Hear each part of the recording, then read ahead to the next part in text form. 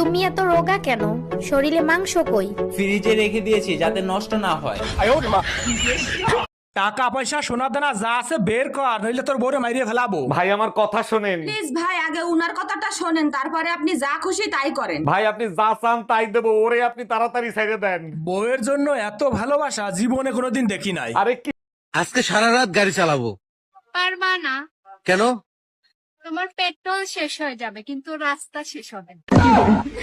এই শোনো না, 25শে ডিসেম্বর তো বড়দিনের ছুটি, চলো না কোথাও থেকে ঘুরে আসি। তোমার কাছে মা পোসাই দোয়াও চাই, এই ঠান্ডার ভিতরে কোথাও যাইতে রাজি নেই। আচ্ছা একটা জিনিস বুঝি না, স্যান্টা ক্লজ ছেলেরা কেন হয়, মেয়েরা কেন হয় না? এটা তো সবাই জানে, তুমি জানো না? মেয়েরা একই ড্রেস প্রতি বছর পরে।